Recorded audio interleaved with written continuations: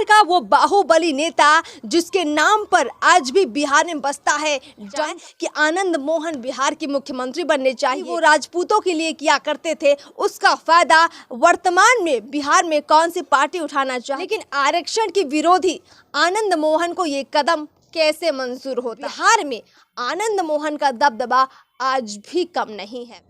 आनंद मोहन बिहार का वो बाहुबली नेता जिसके नाम पर आज भी बिहार में बसता है डंका। आज भी आनंद मोहन के नाम से बिहार में राजनीति गरमा जाती है। जिधर भी आनंद मोहन का नाम होता है लोग अपनी सियासत चमकाने के लिए उनके पीछे पीछे चल पड़ते हैं। आप कहेंगे कि आनंद मोहन तो जेल में थे, नहीं, अब जल्द बाहर आने वाले हैं, अभी पैरोल पर बाहर है। नमस्कार, मैं अर्पिता और आप देख रही हैं पब्लिक ओपिनियन। पूरा एनालिसिस आज इस बात पर रहेगा कि क्यों आनंद मोहन को बाहर लाने की इतनी जल्दी हो रही है। लोकसभा चुनाव 2024 से पहले और बिहार विधानसभा चुनाव से पहले आनंद मोहन की सियासत का, उस सियासत का जो कभी वो राजपूतों के लिए किया करते थे, उसका फायदा वर्तमान में बिहार में कौन सी पार्टी उठाना चाहती है। नीतीश कुमार ने बकायदा कानून में बदलाव किया, बड़ा संशोधन कर दिया आनंद मोहन को जल्दी से जल्दी बाहर लाने के लिए। अब इतनी जल्दी है तो ज़रूर इसके पीछे तगड़ी सियासत होगी, तो पूरी बात आपको बताएंगे। और इसके लिए आपको हम ले चलते हैं पुराने दौर में, उस दौर में जब लालू यादव का काल था, जब चर्चाएं होती थी, कभी लालू यादव के सामने ही शुरू हो गई थी चर्चाएं कि आनंद मोहन बिहार के मुख्यमंत्री बनने चाहिए। आनंद मोहन को मुख्यमंत्री बनाने की मांग भी उस दौर में शुरू हो गई थी। चलिए सिलसिलेवार आपको सब कुछ अब बताते हैं। बात साल 1990 की है। तब सरकारी नौकरियों में अन्य पिछड़ा वर्ग के लोगों को 27% आरक्षण की सिफारिश मंडल कमीशन ने की थी। इसे जनता दल ने अपना समर्थन दिया था। लेकिन आरक्षण की विरोधी आनंद मोहन को ये कदम कैसे मंजूर होता। उन्होंने अपने रास्ते अलग कर लिए। साल 1993 में आनंद मोहन ने अपनी खुद की पार्टी बिहार पीपल्स पार्टी यानी कि बीपीपी बना ली थी। फिर बाद में समता पार्टी से हाथ मिलाया। उनकी पत्नी लवली आनंद ने 1994 में वैशाली लोकसभा सीट का उपचुनाव जीता था। 1995 एक ऐसा वक्त आया था जब युवाओं के बीच आनंद मोहन का नाम लालू यादव के सामने मुख्यमंत्री के तौर पर उभरने लगा था। 1995 में उनकी बिहार पीपल्स पार्टी ने नीतीश कुमार की समता पार्टी से ज़्यादा बेहतर प्रदर्शन किया था। लेकिन उस चुनाव में 3 सीटों से खड़े हुए आनंद मोहन को हार मिली थी। आनंद मोहन साल 1996 के आम चुनाव में शिवहर लोकसभा सीट से खड़े हुए। उस वक्त आनंद मोहन जेल में थे, लेकिन इसके बावजूद चुनाव जीत गए थे। जेल के अंदर उन्होंने चुनाव जीत लिया था। इसके बाद 1998 की सियासत की बात करते हैं। लोकसभा चुनाव में भी आनंद मोहन इसी सीट से जीते। उस वक्त राष्ट्रीय जनता पार्टी के उम्मीदवार थे, जिसे राष्ट्रीय जनता दल ने समर्थन दिया था। अब बात साल 1999 की। आनंद मोहन का अब मूड बदला और बीपीपी ने लालू यादव की आरजेडी को छोड़ भारतीय जनता पार्टी यानी बीजेपी का साथ ले लिया। बीजेपी ने उन्हें और कई आपराधिक पृष्ठभूमि वाले लोगों को समर्थन दिया ताकि एनडीए के तत्कालीन प्रधानमंत्री पद के उम्मीदवार अटल बिहारी वाजपेयी के लिए समर्थन जुटाया जा सके।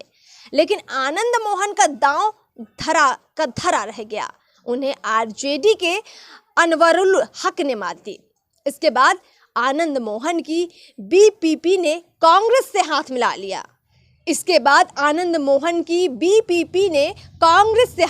लिया। ताकि शिवहर से फिर से चुनाव लड़ा जा सके। लेकिन कांग्रेस ने उन्हें ज्यादा उस वक्त भाव नहीं दिया था। आपको बता दें कि ऐसे तो आनंद मोहन पर कई मामलों में आरोप लगे थे। अधिकतर मामले या तो हटा दिए गए थे या उसमें वो बरी हो गए थे। लेकिन साल 1994 में एक ऐसा मामला हुआ जिसमें न सिर्फ बिहार बल्कि पूरे देश में एक अलग ही लहर थी। लोग हिल गए थे।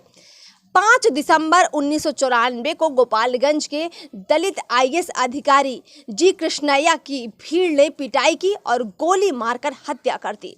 इस भीड़ को आनंद मोहन ने उकसाया था, ऐसा आरोप था। इस मामले में आनंद, उनकी पत्नी लवली समेत 6 लोगों को आरोपी बनाया गया था। साल 2007 में पटना हाई कोर्ट ने उन्हें दोषी ठहराया और फांसी की सजा सुनाई थी। जी हां, आजाद भारत में ये पहला ऐसा मामला था जिसमें एक राजनेता को मौत की सजा दी गई थी। हालांकि साल 2008 में इस सजा को उम्र कैद में तब्दील कर दिया गया था।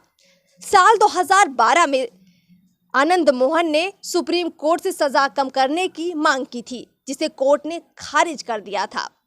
आनंद मोहन और लवली आनंद की शादी 1991 में हुई थी। जेल में रहते हुए साल 2010 में वे अपनी पत्नी लवली को कांग्रेस के टिकट पर विधानसभा चुनाव से उतारते हैं और साल 2014 में समाजवादी पार्टी के टिकट पर लोकसभा चुनाव लड़वाने में कामयाब हो रहे थे।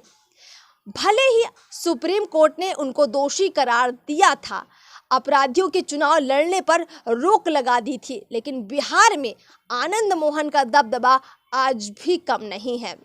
अब आनंद मोहन की जो सज़ा थी वो 14 साल के लगभग पूरी हो चुकी है और ऐसे में जो एक मामला उन पर बन रहा था कि किसी भी सरकारी कर्मचारी की मौत पर जो सज़ा होती है वो कम नहीं होती है और बाहर नहीं लाया जा सकता है, तो उस पर्टिकुलर चीज़ को बिहार की सरकार ने बदल दिया गया है और यही संशोधन बिहार की नीतीश कुमार सरकार ने किया है, जिसके तहत अब आनंद मोहन की रिहाई का रास्ता जो है साफ हो चुका है। तो जब आनंद मोहन छूटकर बाहर आएंगे तो किसके साथ सियासत करेंगे, क्योंकि अपनी पार्टी भी आनंद मोहन ने बनाई। बीजेपी, राजद, जदयू, समाजवादी पार्टी, लगभग सभी दलों के साथ मिलकर आनंद मोहन ने राजनीतिक खेल खेला है। उनकी राजनीति सबके साथ थी, लेकिन वो कहे जाते हैं राजपूतों के नेता। अब राजपूत समाज किधर जाएगा, आनंद मोहन के साथ किसके साथ मिलकर बिहार का भविष्य तय करेगा, क्योंकि 24 का चुनाव ज़्यादा दूर नहीं है। और आपको याद होगा कि बिहार में लवकुश की राजनीति, माय समीकरण बहुत हुआ, लेकिन अब धीरे धीरे नीतीश कुमार की जो लवकुश की राजनीति है वो धीमी पड़ गई है, क्योंकि बीजेपी की तरफ से भी सम्राट चौधरी जो कि कुशवाहा समाज से आते हैं उनको प्रदेश अध्यक्ष बना दिया गया है और उमेश कुशवाहा भी पैच और उपेंद्र कुशवाहा भी अलग हो चुके हैं नीतीश कुमार से। तो लवकुश की राजनीति एक तरफ हो गई है और माय समीकरण अब एक तरफ हो चुका है, क्योंकि तेजस्वी यादव बीच बीच में A to Z समीकरण की बात करते हैं, यानी कि सभी को साथ लेकर चलने वाले समीकरण का जिक्र करते हैं। हालांकि राजद में अभी भी माय समीकरण ही चलता है, ऐसा देखने को मिलता है।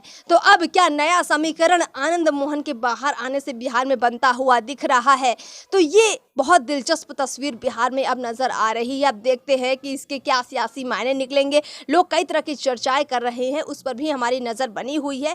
जो कुछ भी नया होगा इस चर्चा में हम अगले अंक में ज़रूर लेकर आएंगे। फिलहाल इस खास बातचीत में इतना ही। कुछ कहना चाहते हैं तो कमेंट बॉक्स में आप लिख सकते हैं। नमस्कार।